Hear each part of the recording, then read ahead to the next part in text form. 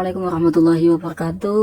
Kali ini kita akan coba memberikan informasi ya tentang di mana KPK atau Komisi Pemberantasan Korupsi Republik Indonesia ini masih membutuhkan beberapa orang atau pekerja yang nantinya bisa gabung ataupun bisa langsung join ya. Yang pertama ini untuk Biro Keuangan. Secara tugas dan pokok fungsinya nanti teman-teman di sini bisa dibaca sendiri ya. Untuk jumlah kebutuhannya itu juga ada 18 orang. Kemudian program studinya itu adalah akuntansi. Kemudian yang kedua itu Biro Hubungan Masyarakat, di mana hubungan masyarakat ini untuk mengelola website dari KPK. Kemudian ya tentang websitenya yang pertama, kemudian yang kedua tentang pengelolaan perpustakaan, kemudian yang ketiga tentang pengelolaan media sosial. Jadi untuk yang Biro Hubungan Masyarakat itu ada 3 pokok dan fungsinya ya. Cuman di sini nantinya untuk pembagiannya ini satu-satu ya. Untuk yang jumlah kebutuhannya, yang pengelolaan website itu 1 orang, kemudian yang perpustakaan 1 orang, kemudian yang sosial media juga 1 orang ya. Ini juga untuk program studinya yang pertama ilmu komunikasi, kemudian ilmu perpustakaan, kemudian juga ada ilmu komunikasi juga yang bagian pengelolaan media sosial. Nah kemudian itu yang ketiga ada Biro Hukum. Nah ini untuk Biro Hukum jumlah kebutuhannya itu ada 2 orang, dimana tugas pokok dan fungsinya adalah memberikan dukungan hukum kepada Komisi Pemberantasan Korupsi dalam bidang pengkajian hukum ya. Jadi ini tentang pengkajian dan juga litigasi ya, intinya tentang litigasi. Dan ini 2 orang dan program studi yang diharapkan itu juga dari ilmu hukum. Kemudian untuk yang keempat itu adalah Direktorat Pendidikan Pelatihan Anti Korupsi. Nah ini tentang monitoring, evaluasi dan juga pengelolaan.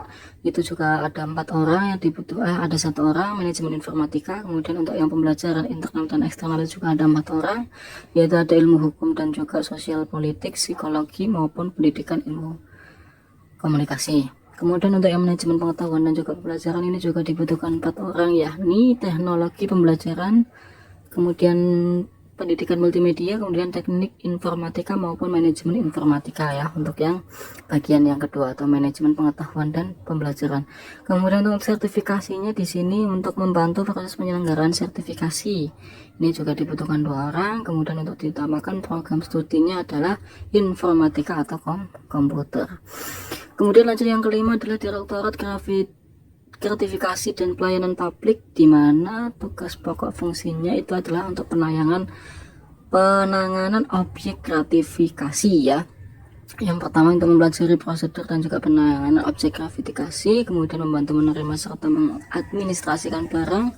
Kemudian jumlah yang dibutuhkan itu juga ada 2, di mana program studinya adalah manajemen atau manajemen aset publik. Kemudian untuk penyiapan materi visualisasi dan juga audio visual ya. Jadi sudah ada gambaran ya. Di sini 2 orang, kemudian dikhususkan untuk teman-teman yang program studinya adalah multimedia, desain grafis maupun komunikasi secara visual. Lanjut untuk pengelolaan dan juga perawatan arsip itu ada 1 orang, di mana tugasnya adalah untuk merawat arsip, kemudian mengorganisir mekanisme pengelolaan arsip, kemudian membantu penyusunan klasifikasi arsip di unit kerja. Nah ini ada 1 orang yang dibutuhkan. Kemudian tentang program studinya adalah arsiparis atau manajemen informasi dan juga dokumen.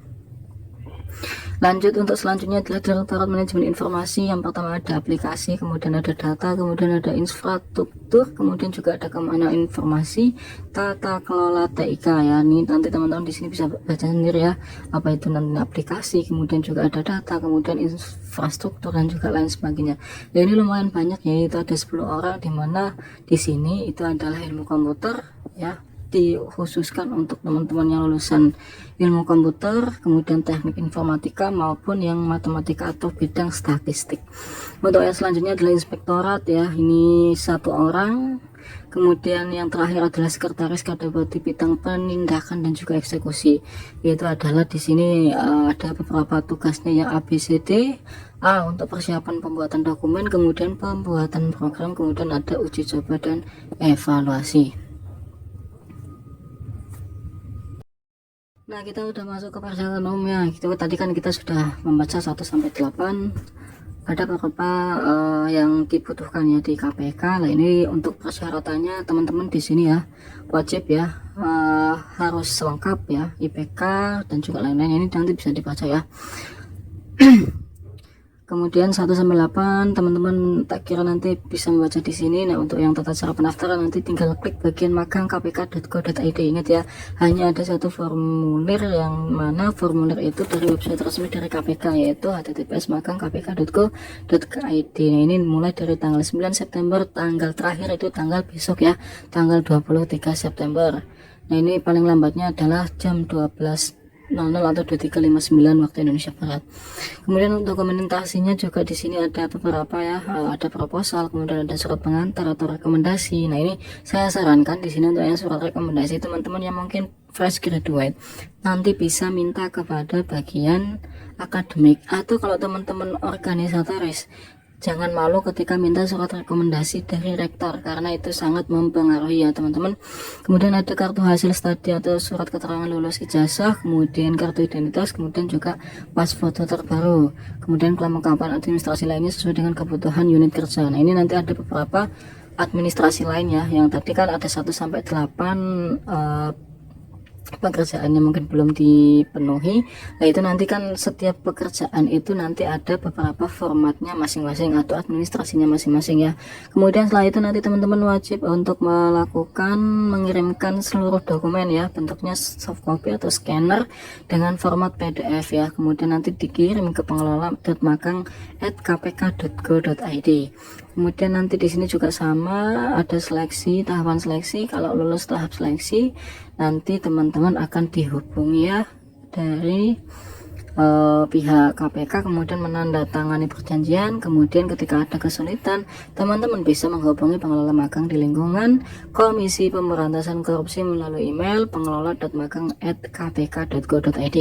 Selanjutnya untuk yang tahapan seleksi di sini ada ya tanggal-tanggalnya. Ini teman-teman perlu banget diwajibkan ya untuk melihat tanggal deadline yang nantinya sudah ditentukan dari KPK. Nah, ini untuk catatan, jadwal dapat berubah sewaktu-waktu dan setiap perubahan jadwal akan diberitahukan kepada peserta melalui laman https://magang.kpk.go.id. Artinya ketika teman-teman di situ kok mau daftar, oh ini kan terakhir kan tanggal 23, ternyata sebelum tanggal 23 itu ditutup. Bukan maksud apa-apa ya, itu bisa jadi sudah memenuhi kuota ya teman-teman. Jadi jangan negative thinking.